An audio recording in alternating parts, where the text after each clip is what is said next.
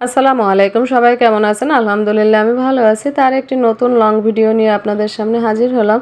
তো আপনাদেরকে আগেই বলেছি আমার বাসায় মেহমান আছে কয়েকদিন পর্যন্ত, তো এখনও তারা যায়নি। তো আজকে আমি যা রান্না করেছি সেটা একটু একে একে আপনাদের সাথে শেয়ার করি। আজকে আমি লাল শাক ভাজি করব। তা লাল শাকটা আমি লবণ আর কাঁচামরিচ দিয়ে সিদ্ধ বসিয়ে দিয়েছি, আর এখানে পাবদা মাছ কেটে ধুয়ে পরিষ্কার করে নিয়েছি, আর বুটের ডাল দিয়ে মুরগির মাংস রান্না করব। তা লাল শাকটা সিদ্ধ হয়ে গেছে, এখন আমি একটা বাটিতে করে ঢেলে রেখেছি লাল শাক। আর শীতের দিনে এরকম লাল শাক ভাজি কিন্তু খেতে অনেক মজার হয়।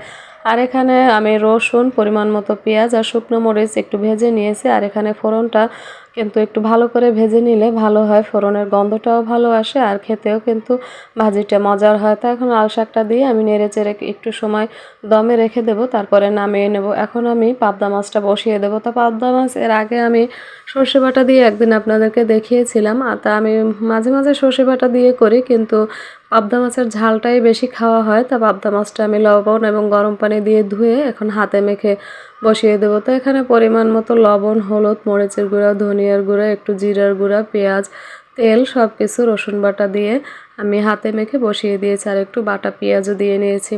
তা পাবদা মাছটা এখন আমি বসিয়ে সাইড করে রাখবো, তারপরে এক সাইডে আর অন্য সাইডে আমি এখন বুটের ডাল বসিয়ে দেবো, ওর জন্য মুরগির মাংসটা কষিয়ে নেব। তো পাবদা মাছটা প্রায় হয়ে আসছে এখানে।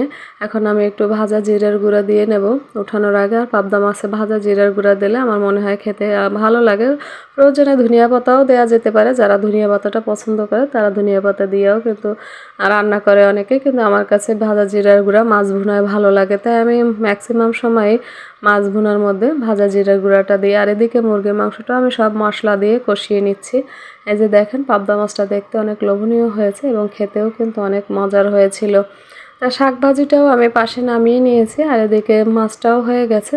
আমি চুলাটা বন্ধ করে দিয়েছি, আর এদিকে মুরগির মাংসটা কষানো হয়ে গেছে। এখন এর ভিতরে বুটের ডাল দিয়ে ভালো করে কষিয়ে নেব। তা যে কোনো মাংস বা মাছ এর মশলা যত কষানো হবে খেতে কিন্তু ততই ভালো লাগে। তা বুটের ডাল দিয়ে ভালো করে কষিয়ে নিয়েছি, এখন পরিমাণ মতো পানি দিয়ে নেব। তা ভালো করে কষিয়ে যখন তেলটা একটু ছেড়ে আসবে তখনই আমি পানিটা দিয়ে দেবো। তো এখন আমি এখানে পানি দিয়ে, আর এখানে বুটের ডালের ভিতরে মূলত একটু গরম পানি দিলে ভালো হয়। তা আমি এখানে যে পানি দিয়ে নিয়েছি, এখন আমি ঢেকে বসিয়ে দেবো। তাই যে ঢেকে বসিয়ে দেওয়ার পরে আমি অবশ্য স্কুলে গিয়েছিলাম, তারপরে এসে দেখি আমার আম্মা রান্নাটা নামিয়ে নিয়েছে। এখন উঠানোর আগে একটু ভাজা জিরার গুঁড়া দিয়ে নিয়েছে। এখন এই যে আলহামদুলিল্লাহ আমার রান্না শেষ। আর এদিকে পাবদা মাছ ভুনাটাও আমি নামিয়ে নিয়েছি, এটা তো আগেই আপনাদেরকে দেখিয়েছি। আর এখানে বুটের ডালটাও হয়ে গেছে আর লাল শাকটাও হয়ে গেছে। তো ফাইনালি আজকের রান্না শেষ। তো এখন আপনাদেরকে একটু পরিবেশন করে দেখাই, যেহেতু সবাই আমার পরিবেশনটা পছন্দ করেন, তাই আমি চাই আপনাদেরকে সুন্দর করে একটু পরিবেশন করে দেখিয়ে দেই।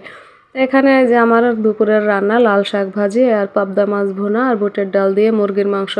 অবশ্য বুটের ডাল মুরগির মাংস হোক আর গরুর মাংস হোক, যে কোনো মাংস দিয়ে রান্না করলেই কিন্তু খেতে মজার হয়। তাহলে নেক্সট কোনো ভিডিওতে আবার দেখা হবে, সে পর্যন্ত সবাই ভালো থাকবেন। আর ভিডিওটি ভালো লাগলে লাইক, কমেন্টস, শেয়ার দিবেন। আল্লাহ হাফেজ।